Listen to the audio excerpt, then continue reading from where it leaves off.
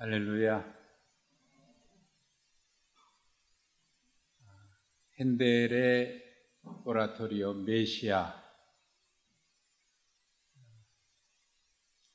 그 핸델의 메시아는 3부로 구성되어 있습니다. 1부는 예언과 탄생, 2부는 순환과 부활, 3부는 부활과 승리, 3부는 순환과 승리, 3부가 부활과 영생. 2시간이 넘죠? 2시간 반 정도 되나요? 대곡죠. 그 가운데 이 할렐루야는 2부 마지막 곡입니다. 방금 전에 여러분이 다 일어서셨지만 이 핸델의 메시아가 초연될 때 영국 조지 2세 국왕이 이 할렐루야가 연주되는 그 순간에 도저히 앉아 있을 수가 없어서 자리에서 벌떡 일어서니까 그 자리에 참여한 모든 회중들도 다 같이 일어서서 경청했다. 그래서 그 이후로 이 할렐루야가 연주되면 다 일어서서 찬양을 듣죠. 실제로 이 곡을 연주하는 게 굉장히 힘듭니다. 지휘자 또 찬양대원들 연습 많이 하셨는데 요즘 감기 때문에 목들이 다 안 좋은데도 하셔서 아마 끝나고 나면 다 감기 나았을 것 같아요.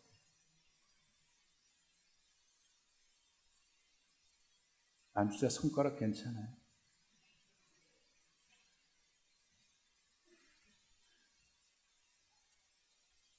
감사합니다.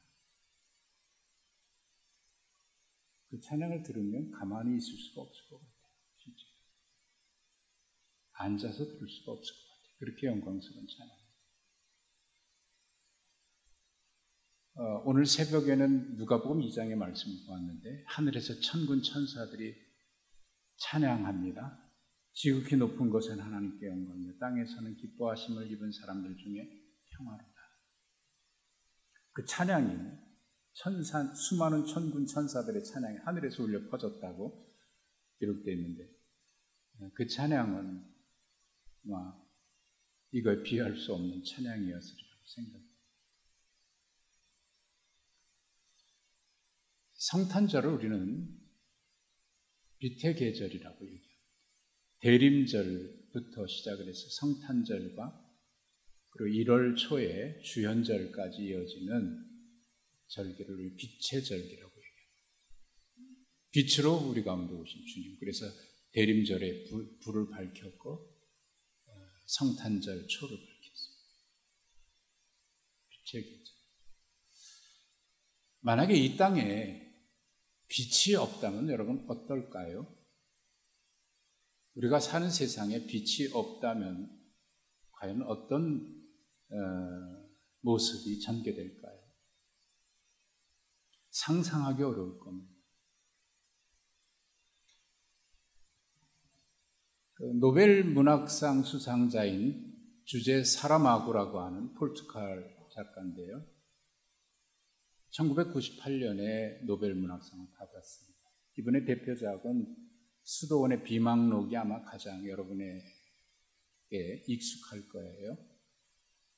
예수의 제2복음이라고 하는 책도 쓰셨고 그분의 저작 가운데 눈먼 자들의 도시라는 책이 있습니다. 꽤 오래된 책인데 그 나중에는 눈뜬 자들의 도시라고 하는 책을 첫 번째 작에 이어서 썼는데 여기 눈먼 자들의 도시라고 하는 책에 보면 어느 사람이 갑자기 길을 운전하고 가다가 신호등에 걸려서 멈춰 섰는데 갑자기 눈이 안 보이기 시작해요. 뒤에서 빵빵거리고 난리가 났습니다. 근데 차가 움직이죠. 무슨 일인가 와서 사람들이 와서 문을 두드리고 눈이 안 보입니다. 겨우 어떤 사람의 도움으로 집을 찾아갔고 병원을 갔어요. 원인 모를 이유로 눈이 안 보이고, 그리고 그것이 점점 전염병처럼 번져서 도시 안의 모든 사람들이 눈이 안 보이기 시작합니다. 정부에서는 이 감염병이라고 생각을 해서 정신병동에 눈먼 사람들을 다 가둡니다.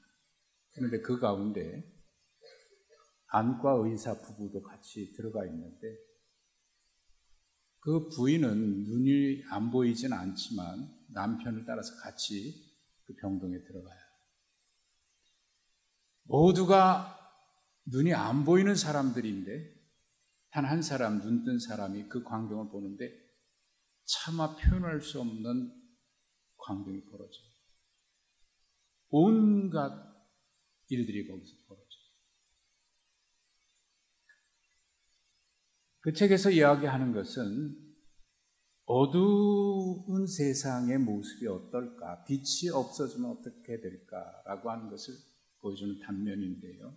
실제로 우리에게 빛이 없어진다면 어떻게 될까요? 빛의 계절, 예수님께서 이 땅에 세상에 빛으로 오신 이 성탄절, 우리는 하나님을 예배하고 있습니다. 오늘 이사야 말씀에 빛이라고 하는 단어가 여러 번 나옵니다. 2절에 있는 말씀, 흑암에 행하던 백성이 큰 빛을 보고 사망의 그늘질 땅에 거주하던 자에게 빛이 비추었다. 빛이, 어둠과 흑암에 빛이 비추었다. 흑암과 사망의 그늘진 땅이라고 표현했는데 1절부터 말씀을 보면 거기에 전에 고통받는 자들에게 흑암이 없으리로다 라는 말로 이어지고, 그 땅의 이야기가 나오는데 스불론과 납달리 땅 지명이 나오고 이방의 갈릴리가 나옵니다. 그 당시 이사야 선지자가 하나님의 말씀을 전할 때 그때 상황이 이런 어둠의 상황이었다. 스불론, 납달리 땅, 그리고 이방의 갈릴리 지역은 우리가 지난주 그 전주 스바냐서와 미가서의 말씀을 보았는데 그 시대하고 거의 같은 시대입니다. 아하스가 통치하고 있던 시대에 지난주, 지지난주 보았던 대로 아수르의 공격, 아시리아입니다. 아수르의 침략으로 인해서 북이스라엘은 완전히 멸망될 위기고, 그리고 여세를 모아서 남유다까지 침공에 들어오는 그런 위기 상황입니다. 그때 아하스가 살기 위해서 아수르의 도움을 요청했다 하는 이야기는 지난주에 말씀드렸죠. 얼마 뒤에 북이스라엘은 완전히 멸망하고 남유다까지 위기에 처합니다. 오늘 본문에 나와 있는 말씀 1절 읽지 않았습니다만 1절에 보면 스불론, 납달리 땅, 그리고 이방의 갈릴리는요, 그 당시에 아수르에 의해서 점령당했던 그 땅들입니다. 그 땅에 살아가는 사람들이 얼마나 힘들었는지는 1절과 2절에 보면 고통, 흑암, 멸시, 그리고 사망의 그늘진 땅, 뭐 이런 표현들, 그리고 4절에 보면 무겁게 맨 멍에 어깨에 채찍, 압제자의 막대기, 그리고 5절에 보면 군인들의 신 피 묻은 겉옷, 이런 표현들이 그 당시 어둠이라고 흑암이라고 표현됐던 그 상황의 그 실상들입니다. 그러니 얼마나 고통스러웠을까요? 정말 흑암이 뒤덮은 세상이에요. 빛이 없어지고 어둠이 가득한 세상. 얼마나 고통스러운 나날들을 보냈을까요? 그때 이사야 선지자가 선포했던 말씀이 옛적에는 스불론 납달리 땅이 멸시를 당했는데 이방의 갈릴리를 영화롭게 하셨다라고 말씀하면서 2절에 흑암의 땅에 빛이 비추고 사망의 어두운 땅에 빛이 비추었다라고 선언하기 시작합니다. 어둠의 땅에 빛이 비추었다. 온 세상에 어둠이 있는데 빛이 비추었다. 성탄절 장식에 이 반짝반짝하는 거. 네. 이 반짝반짝하는 거로 장식을 하잖아요. 불도 밝히고 트리에 보면 반짝반짝하는 거. 빛을 의미하는 거잖아요. 빛으로 오신 주님. 그런데 여러분 세상의 상황을 보시면 온통 세상에는 밝은 빛이 가득한데 밤도 있고 여러분 그 우주에서 찍은 한반도 세계 곳곳의 도시 한밤중에 찍은 그런 사진이 가끔 이렇게 인터넷이나 언론에 보도되는 걸 보면 한밤중인데도요 환해요 빛이. 밤에 별을 볼 수 없는 이유 중에 하나는 세상에 빛이 너무 많아서 별이 안 보입니다. 이렇게 빛이 가득합니다. 그런데 여러분 빛이 이렇게 가득한데 세상은 정말 빛으로 환할까요? 우리가 살아가는 이 세상은 정말 어둠이 없는 그런 밝은 빛의 희망이 있는 빛의 세상이라고 할 수 있을까요? 세계 여러 나라들 지금 지구촌의 모습이 과연 밤을 잊을 만큼 빛으로 가득한 세상인데 정말 우리가 살아가는 세상이 그렇게 빛으로 가득한가요? 전쟁이 끊임없이 일어나죠.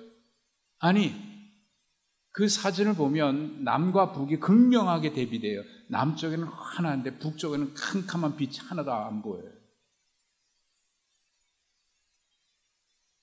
그런데 밤도 밝힐 만큼 빛으로 가득한 우리가 살아가는 이 세상 정말 어둠이 없나요? 여전히 우리 사회는 어둠이 짙게 드리워져 있습니다. 언젠가부터 연말만 되면 연례 행사처럼 벌어지는 것이 있는데 불을 밝히고 우리 속에 감춰졌던 욕망이 분출되는 분노와 갈등, 세대 간의 갈등, 지역 간의 갈등, 진영 간의 갈등, 차별의 갈등, 그것으로 인해서 거리는 불꽃으로 뒤덮입니다. 이게 마치 연말만 되면 연례 행사처럼 일어나요. 어느 진영을 떠나서 우리 사회는 아직도 이런 갈등의 고리, 어둠이 아직도 깊습니다. 이 예언의 말씀이 선포될 당시에 이스라엘의 상황과 지금의 상황이 크게 다르지 않다는 생각이 듭니다. 지금 사람이 밝히는 불은 있는데 정말 우리 영혼에, 우리 심령에, 우리 마음에 찾아오는 하나님의 빛은 아직도 우리 속에 있는 욕망과 탐욕, 죄로 인해서 우리 영혼에는 어둠이 가득하다는 생각을 하게 됩니다. 자, 그때 이사야 선지자가 빛을 얘기하면서 그 날에는 4절에 보면 미디안의 날과 같다라고 말씀했는데 이 미디안의 날은 기드온이 미디안의 공격으로부터 사사 기드온이 나라를 위기에서 구했던 그 사건을 말하거든요. 13만 5천 명이나 되는 미디안 군대가 쳐들어오는데 기드온 군대는 맞서 싸울 군대는 3만 2천 명밖에 안 됩니다. 그런데 하나님은 너무 많으니까 줄이라고 얘기해서 이런저런 사람 빼고 보니까 300명만 남았어요. 13만 3천 명, 13만 5천 명 대 300명. 여러분, 게임 될까요? 이 전쟁 보나마나 하죠. 근데 그 전쟁에서 이기죠. 왜 하나님은 그렇게 하셨을까요? 이게 하나님이 행하시는 일입니다. 이 구원은 사람의 많고 적음에 있지 않고 무기에 있지도 않고 하나님이 행하신다는 거예요. 그걸 보여주기 위해서 기드온의 300용사를 하나님께서 쓰신 겁니다. 그날과 같이 된다라고 얘기합니다. 근데 여러분, 그 당시에도 그랬지만 지금 이 말씀이 선포될 당시의 상황도 이게 불가능해 보입니다. 그래서 마지막 절에 뭐라고 말씀하고 있냐면 7절 끝에 보니까 여호와의 열심히 일을 이룬다고 하십니다. 하나님이 하신다고 합니다. 왜 이런 말씀하셨을까요? 그 빛이 6절과 7절에 보면 한 아기의 탄생을 얘기해요. 아니, 무슨 아기가 평화를 가져오냐고. 아마 그 당시에 이 말씀이 선포될 당시에 유대 사람들은 히스기야 왕을 기대했을 거예요. 히스기야 왕이, 새로운 왕이 왔을 때, 바로 이분이 이사야 선지자가 외쳤던, 그리고 하나님께서 말씀을 주셨던 그 아기인가 보다. 아니었어요. 그 뒤에 요시야 왕이 태어났을 때도 이 왕인가 보다 또 사람들은 기대했습니다. 그것도 아니었습니다. 하나님이 행하십니다. 하나님은 우리에게 눈을 좀 열어서 하나님의 역사를 보라고 말씀하십니다. 지금 당장은 히스기야 왕이나 요아스 왕인 줄 알았는데 그 왕이 아니다. 오랜 뒤에 오실 메시아다. 그 말씀은 7장 14절에 이미 선포됐던 말씀입니다. 한 처녀가 아기를 낳으리니 이름이 임마누엘 하리라. 그 말씀입니다. 이 말씀이 성취돼서 마태복음 4장 15절 16절에 보면 9장 1절에 나와 있던 스불론 납달리 땅과 갈릴리 땅에 예수님께서 오심을 말씀하고 있습니다. 그래서 이 말씀이 그대로 인용되면서 스불론과 납달리 땅 어둠이 가득했던 그곳에 예수님께서 오심으로 이방의 빛이 어둠의 빛이 비추었음을 선언하고 계십니다. 바로 그것입니다. 오래전에 예언됐던 그 말씀은 지금 당장의 어떤 왕이 아니라 하나님이 메시아를 보내신 그 사건을 예언한 것이었어요. 그런데 그 예수님의 오심도 유대 땅에 오셨기 때문에 사람들은 유대의 어떤 왕인가 그렇게 생각을 했습니다. 그러나 하나님의 역사는 지금이 아니라 영원 하나님의 시각은 지금 우리의 시야와 달라 지금이 아닌 영원한 것을 보고 계셨듯이, 그리고 이 나라도 그 한 지구촌에 있는 어떤 유대 땅에 있는 한 나라가 아닌 온 인류의 구원자이신 예수 그리스도를 말씀하고 있는 겁니다. 그것을 우리에게 열어주시는 겁니다. 그래서 누가복음 2장 1절과 1절부터 14절에 보면 그 당시 로마의 통치자인 아구스도, 가이사 아구스도가 온 천하에 명령을 내립니다. 황제의 명령입니다. 그 명령 하나에 모든 사람들이 인구조사하기 위해서 태어난 곳으로 움직여요. 동시에 또 다른 명령이 누구도 주목하지 않는 목자들에게 떨어집니다. 그 명령은 황제 아우구스투스 옥타비아누스, 신으로 일컬어져서 아우구스투스라고 일컬어져는 그 황제의 명령이 아니라 진정한 온 세상의 주인이신 하나님의 명령이 천사들의 입을 통해서 목자들에게 전해지는데 그 찬양이 하늘에는 영광이요 땅에는 평화. 이 땅의 진정한 평화는 힘 있는 황제가 가져다주는 팍스 로마나 힘으로 제압하는 그런 평화가 아니라 하나님이 이 땅에 오시는 참된 평화, 그것이 영원한 평화. 오늘 말씀에 그 이름을 평강의 왕이라.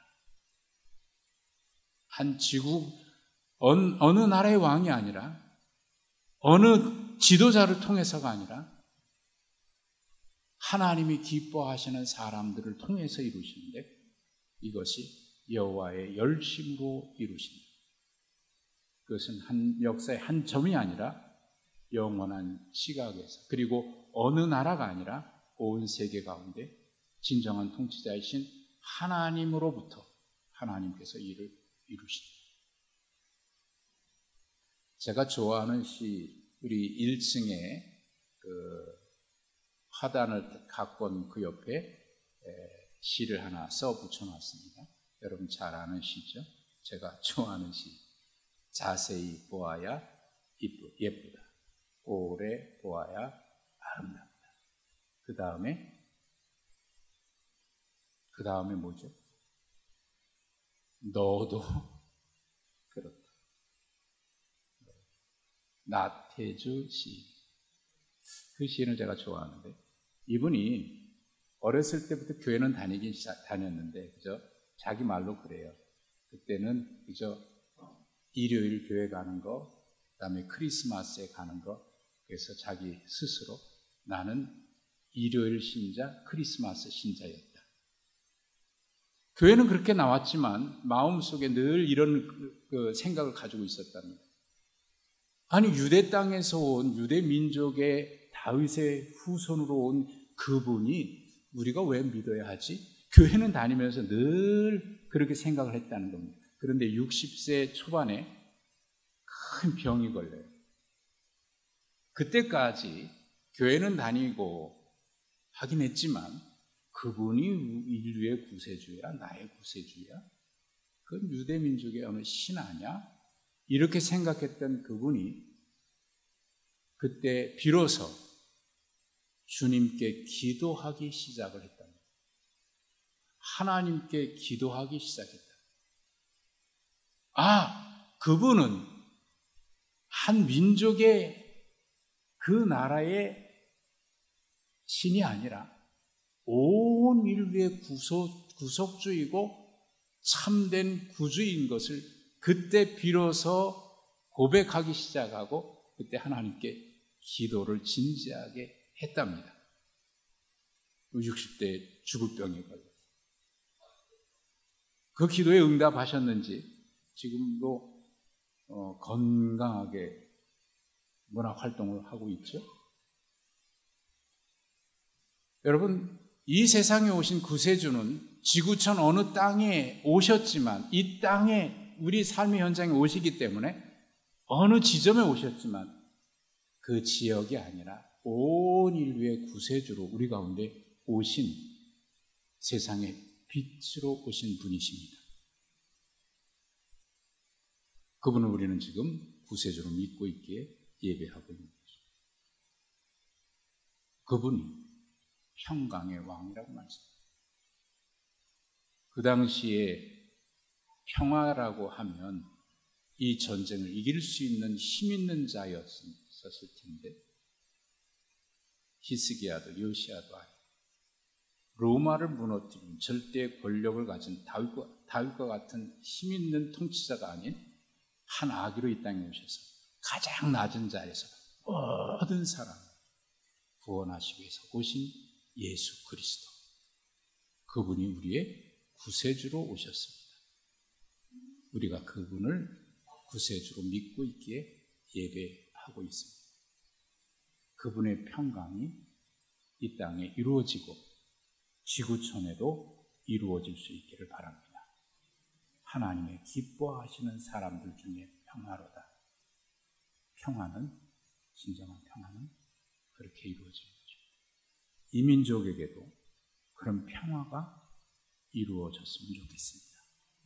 그래서 이 나라의 지도자들도 정말 온 백성들이 모두가 다 좋아할 수는 없겠으나, 그러나 존경받을 만한 지도자가 이 땅에도 나왔으면 좋겠습니다.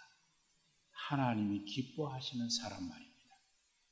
아니, 우리가 그것을 기대하지만 하나님은 우리가 하나님을 기뻐하시는 그 사람들이 평화를 이루어가는 일에 우리에게 주어진 그 삶의 현장에서 성실하게, 진실하게, 그리고 하나님의 말씀을 따라 살아감으로 우리를 통해서도 이 평화가